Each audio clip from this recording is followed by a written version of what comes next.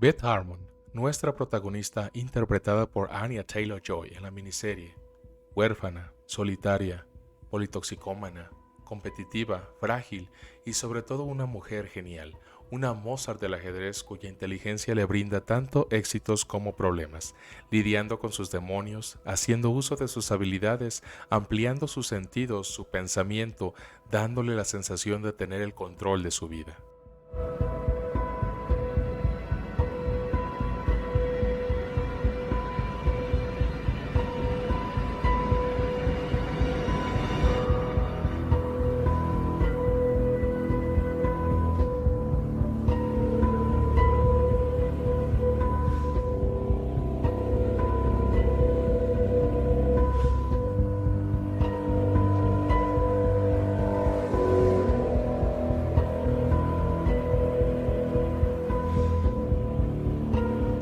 Tanto en la novela como en la miniserie vemos un desarrollo a finales de la época de los 50 en un país que está en una constante guerra ideológica con la entonces Unión Soviética.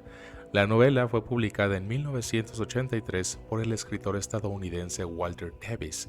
Esta novela tiene un estilo muy americano que podemos ver reflejado en novelas como Matar a un ruiseñor de Harper Lee o El Gran Gatsby de Scott Fitzgerald, salvo sea la proporción por supuesto, pero con el detalle que esta es una novela de educación o una novela de formación, siendo ya muy clásica para los conocedores del ajedrez.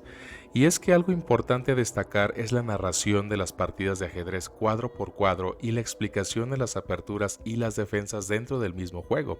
Hay páginas enteras donde se explica cómo es que están jugando los personajes y por qué gana o pierde alguno de ellos. Que por cierto, el nombre de la novela, homónimo de la miniserie, de 7 capítulos, es una de las aperturas en esta disciplina del ajedrez, que precisamente consiste en el sacrificio del peón de la reina con el fin de obtener el dominio de la parte central del tablero. Bueno, explicado a grosso modo para los que no somos expertos, no tenemos ni perra idea de qué significa, pues mira, te explico en este videito.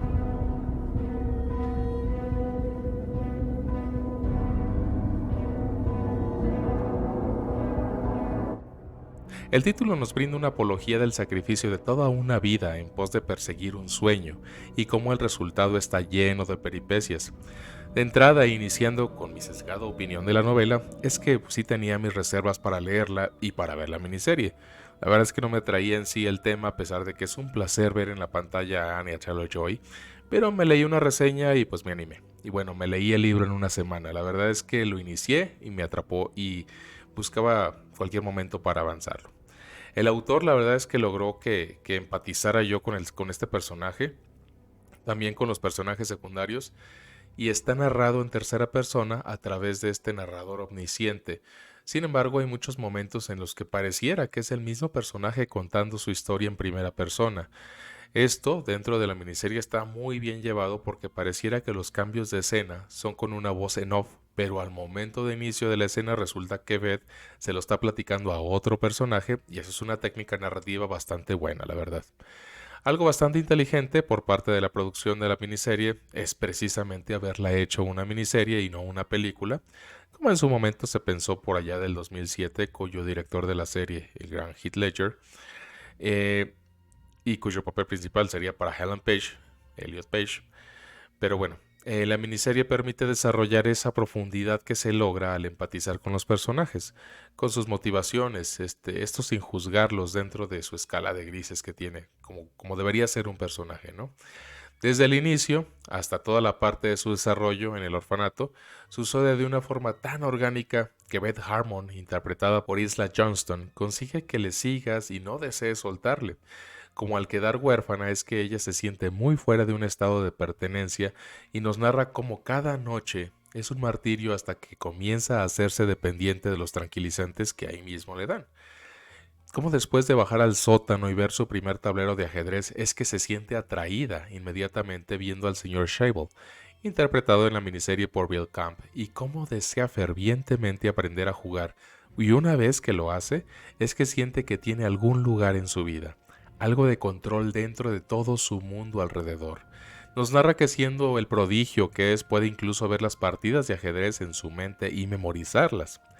Una parte que la verdad es que disfruté mucho, tanto en el libro como en la miniserie, es cuando dejan de darles tranquilizantes a los niños y empieza con un síndrome de abstinencia bien cabrón. Y hay una escena tanto en el libro como en la película que representa ese inicio de la adicción a los tranquilizantes y ciertas drogas posteriormente, ¿no? Y es cuando decide que se roba el frasco de tranquilizantes de la enfermería.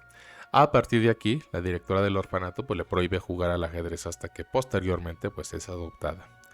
Un personaje bastante interesante tanto en el libro como en la novela, tanto en el libro como en la novela, tanto en la miniserie como en la novela es el de Jolene, interpretado por Moses Ingram, y tiene una relación distinta, no tan amistosa como es reflejada en la novela.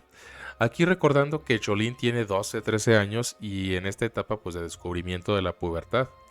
Beth tiene 8 años y hay un par de cosas que no se reflejan en la miniserie, digo no son tan relevantes, pero que es cuando Jolene se mete a la cama de Beth y le pide que la toque en sus partes íntimas, pues haciendo saber que tiene una especie de relación íntima con el señor Ferguson, que es el enfermero, interpretado en la miniserie por Akemenchi Timorchen.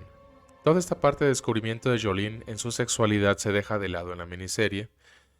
Pero bueno, el chiste es que Beth es adoptada, después de pasar 4 años en el orfanato, la adoptan a los 12 años y justo cuando había pues perdido toda esperanza, pues ya era una niña en puber, digamos. Algo que me gusta y que en realidad disfruté mucho en ambas obras fue el buen manejo de los clichés narrativos. Tanto en el libro como en la película pues los tienen, y Beth como el personaje underdog que lucha desde abajo hasta llegar a la cima a través de dificultades internas y externas, pues mismas que son precisamente las antagonistas de la propia narrativa. Como bien lo decía el guionista Robert McKee en su libro El Guion Story, el ser humano aún tiene esa tendencia a percibir el mundo de acuerdo a esta narrativa de sus historias y dentro de una conciencia colectiva. Otro personaje bastante bueno es el de su madre adoptiva, Alma Whitley, interpretada por la directora Maria Heller, que nos muestra a una mujer muy sola, una mujer que a pesar de estar en matrimonio con el señor Whitley, interpretado por Patrick Kennedy, es una mujer que desea tener a alguien con quien estar y por eso adopta a una niña mayor, a una puber. El arco del personaje es distinto en el libro y en la película. En ambas obras es una mujer viviendo solamente a través de su hija y hasta cierto punto, pues bueno, apoyándola, ¿no? Una mujer con algunos problemas de identidad que también es adicta al alcohol. La película tiene un arco un poquito más amplio y nos muestra un personaje más sensible, artístico, y en la obra pues uno un poquito más triste, una búsqueda de su juventud constante con Beth, queriéndola pues vestir como ella, tratando de emular hasta cierto punto esa jovialidad. Por ejemplo, en aquella parte en la que viajan a México a uno de los torneos, en el libro se engancha con un hombre muy joven, de unos 24 años, y en la película vemos que es en la miniserie con un hombre pues un poquito mayor. Quizá algunos detalles sin importancia, bueno, pero pues ahí están. Cuando su madre muere en el torneo de México, se enfrenta a ella la pérdida de uno de los pilares emocionales que tenía, que la mantenían dentro de la realidad a raya, y este otro pilar, bueno, es el ajedrez. Al quedar huérfana, otra vez se hunde en el abuso de sustancias hasta que logra, después de un tiempo, salir, ¿no? Esta frase tan famosa de la obra, esta que dice, llevo tanto tiempo coqueteando con el alcohol que ya es hora de consumar la relación, la dice Beth en el libro dentro de un contexto muy orgánico. Y esta misma frase la dice su madre en un bar, en un contexto como bien X. Eso sí me pareció como un poco forzado, o sea, como metieron la frase como anticlimático, pero bueno. Algo muy bueno que tienen ambas obras es que logran tensionar al lector y al espectador durante todo el proceso de entrenamiento y todo el juego en una partida de ajedrez. Les decía que el libro nos narra páginas y páginas de un solo encuentro en el que se utilizan aperturas, técnicas, bloqueos, defensas, las sensaciones de los personajes durante el juego. La miniserie nos las muestra de una forma un poco más dinámica, aunque no sepamos ni qué pito se esté pasando. Podemos ver a los personajes sintiendo esas emociones y ese estrés, con unas tomas bellísimas de close-up, unos planos y unas secuencias también armadas y una paleta de colores que, bueno, sin exagerar, nos adentra a la época en la que la obra se desarrolla. Y creo que, bueno, aquí ya es bueno que empecemos a mencionar que esto es obra del director de fotografía Steven Meisler, quien también lo es en un western buenísimo. Se los recomiendo, que está en Netflix, llamado Godless, de 2017, ya que estoy en este momento de la producción de la miniserie. Bueno, es adecuado hablar de Scott Frank, el director de este proyecto. Quizá no es muy mencionado, pero él es uno de los co-creadores de la serie y el guionista también aclamado para este final del personaje de Logan de 2017. La paleta de colores que utiliza en Gambito de Dama, bueno, nos permite darles mucha intensidad a las escenas con los contrastes de la época. Los vestuarios son geniales, los detalles de todo en general están muy bien cuidados. Algo también muy bueno dentro de la novela es este abordaje del conflicto de la Guerra Fría dentro de la época, porque no lleva a los personajes directamente hacia esta situación positiva, sino que la menciona dándole una importancia que, si bien no es preponderante, tiene su relevancia dentro de la obra. Incluso la lucha ideológica y política se puede ver intensificada en el tablero, y ya casi al final de ambas obras pues no se puede evitar esta tensión al desear que la protagonista, con la que ya generaste empatía, pues gane, ¿no? Otro de los buenos abordajes que tiene esta serie, bueno, ambas obras, es la adicción a las sustancias, incluyendo en este caso el alcohol. Digo, el abordaje es bueno porque no se clava en la historia de esta situación, sino más bien logra avanzar y salir del hoyo en el que se encuentra.